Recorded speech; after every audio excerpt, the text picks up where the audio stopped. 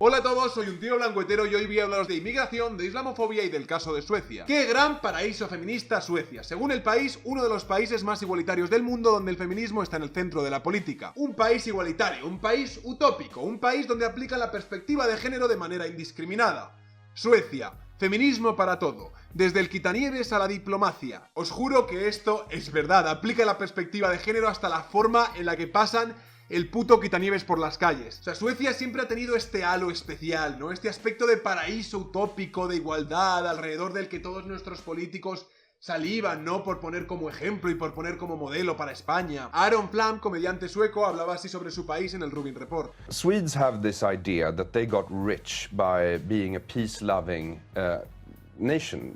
I mean, Swedes term themselves and try to get the world to see them as a moral superpower. Not a real superpower, just a moral superpower. But this is hypocrisy, because Sweden didn't get to be one of the richest countries in the world through socialism. It got to be one of the richest countries in the world by staying out of 2 world wars and then selling arms to both sides. But I guess peace-loving sounds better than war profiteer. So, and you can't call yourself a hypocritical state, because then you would be admitting to being a hypocrite, thus not being a hypocrite. So, moral superpower is what we're going with. Una superpotencia moral. Me parece bastante acertado este calificativo. También ha arrastrado ese halo, ¿no?, de corrección política que no les permite tener diálogos serios y honestos alrededor de otros temas de vital importancia. Es innegable que sus políticas con respecto a la inmigración están levantando escamas sobre determinados segmentos de la población. Y a estas alturas es innegable la formación de guetos por todo el país a raíz de las políticas de inmigración masiva de Suecia, las llamadas no-go zones o zonas prohibidas donde incluso cuerpos del Estado tendrían restringida la entrada. There are now 55 declared no-go zones in Sweden, where police have to escort ambulances to ensure their safety. Con más de 160.000 personas llegando a Suecia en 2015, la mayoría de África, este país escandinavo fue uno de los que más inmigrantes acogió durante la oleada de personas que llegó a Europa.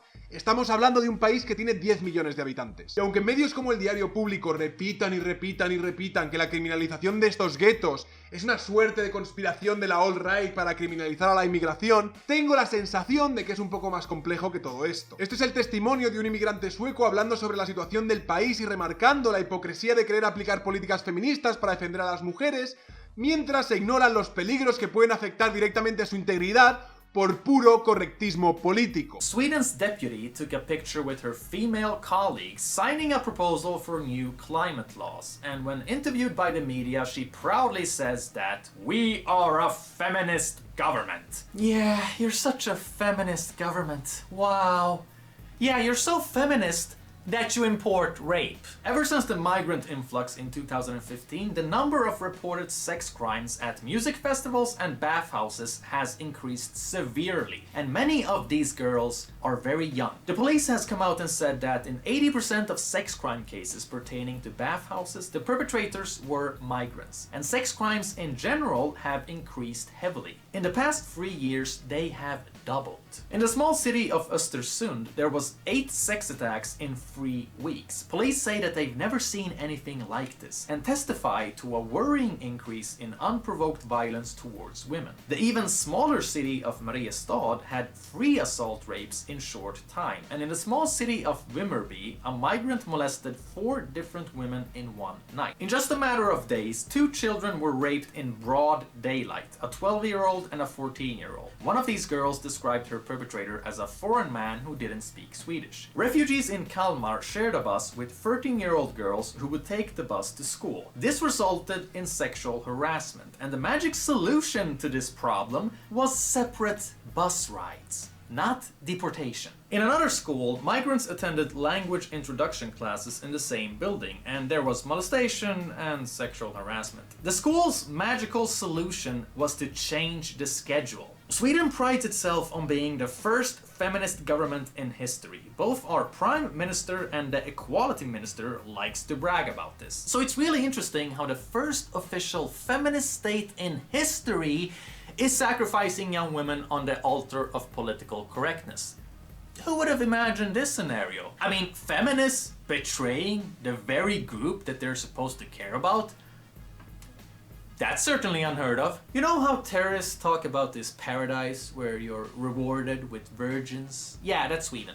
Except you don't have to blow yourself up to get rewarded with pussy here. The government provides it for you. Y antes de que los ofendidos profesionales empiecen a gritar palabras como racismo, islamofobia, xenofobia. I live here, I can read Swedish. Unless we highlight the negatives, we can't change the negatives. Nothing is gonna get better if we just ignore problems and act like everything is fine. And don't give me that shit about Islamophobia, okay? I have a Muslim background. I don't have a problem with reasonable Muslims. I have a problem with shitty immigration policy. I have a problem with irresponsible politics and bad decisions by politicians. That's my problem. Llamadme loco, pero me parece que su postura es del todo razonable.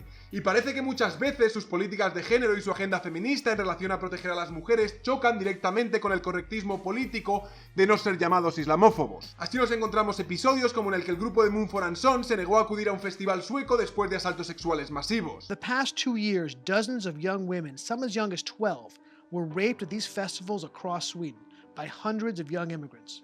They used the tactic where dozens of men surround one or more girls in circles. While the men in the inner circle sexually attacks their victims, the outer circle distracts and keeps out anyone who would stop it. The attacks have become so common that some bands, most notably Mumford & Sons, refuse to play in Sweden. This has happened multiple times and to multiple victims.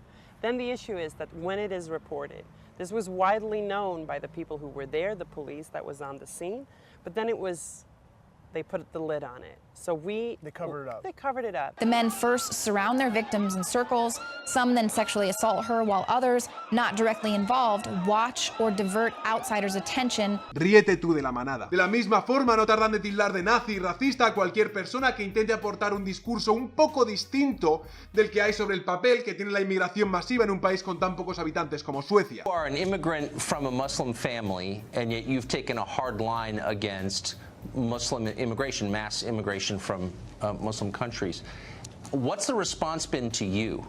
If we want to help people, and that is truly what we want to do, you cannot put so much pressure to the system that the system collapses under its own weight. And the response I've been having, because I'm, merely putting this statement out that's saying, look, there's a limit to how many people you can take in, has been to call me basically Uncle Tom, a house nigger. I've been compared to Dr. Mengele, and this is not from random people on the street. These are people who have prominent posts in parties, in the left, in newspaper. Dr. Mengele, nazi.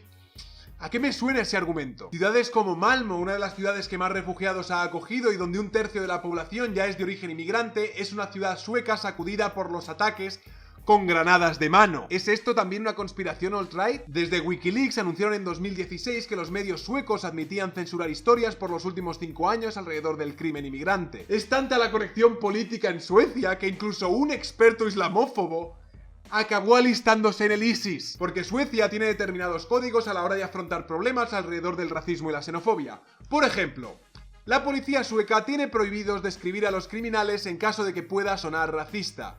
Queremos evitar apuntar a determinados grupos étnicos como criminales, dice la policía. El viejo truco de enterrar la cabeza en el suelo siempre funciona. Y mientras tanto, ciudades suecas ofrecen a los soldados del ISIS que vuelvan casas y beneficios en programas de reintegración. O sea, es importante no promover el odio y por eso los policías no pueden apuntar el grupo étnico de los sospechosos. Pero sin embargo, ondear la bandera del ISIS es legal, declara Suecia. Ondear la bandera del ISIS no es una expresión de falta de respeto a ningún grupo étnico en particular, porque el ISIS está en contra de todo el mundo que no pertenezca al ISIS. Sugerir por Facebook que los inmigrantes están detrás de los despuntes de criminalidad en el país, episodio por el que multaron a un señor de 55 años, eso es discurso del odio y racismo. Ondear la bandera del ISIS no es odio y racismo porque ellos discriminan y odian a todo el mundo por igual. No discriminan a la hora de odiar, tiene sentido. Y ojo que estas eran noticias del Independent, o sea, no es de ningún medio de extrema derecha. Ojo que estos son los mismos que publicaron los académicos dicen que la cultura de la violación emana de la Biblia, para luego más tarde en otro artículo exponer cómo las lecciones del Islam pueden ayudaros a prevenir más casos de escándalos sexuales. O sea, estas dos noticias puestas así una detrás de otra son la definición gráfica de un puto suicidio cultural. O sea, ¿de qué cojones sirve tener un gobierno feminista que impone leyes absurdas como la del solo sí es sí, o que usa la perspectiva de género a la hora de pasar la máquina quitanieves, o que cuya agenda pasa por cambiarle los nombres a las calles que ellos consideran sexistas, como la calle Virgen, si luego son incapaces de tener un diálogo responsable alrededor de sus políticas de inmigración y sobre el impacto de estas en la sociedad, usando los argumentos de adolescentes tuiteras de que todos los que no piensen como yo son nazis? Cuando reduces al caricaturismo cualquier diálogo o cualquier otra perspectiva alrededor de un problema que se situaba el segundo en la lista de las prioridades de la población sueca, lo que estás haciendo es que estás solapando cualquier contradiscurso razonable con el discurso de la extrema derecha, o peor aún, puedes estar validando y dándole la razón al discurso de la extrema derecha. Exactly. So, sometimes the right is right, sometimes the extreme right is right, sometimes the left is right, so to speak, and sometimes the extreme left is right. The extremes aren't correct, let's say, very often. El país de 10 millones de habitantes con una tradición de políticas progresistas y apertura no parece ser un suelo fértil para los movimientos de extrema derecha y el supremacismo blanco. Sin embargo, el partido antiinmigración de Suecia Democrática tiene su récord en las encuestas de cara a las elecciones del próximo septiembre. Un partido que no tenía apenas representación hace 5 años, de repente tiene el 20% de los apoyos en las encuestas.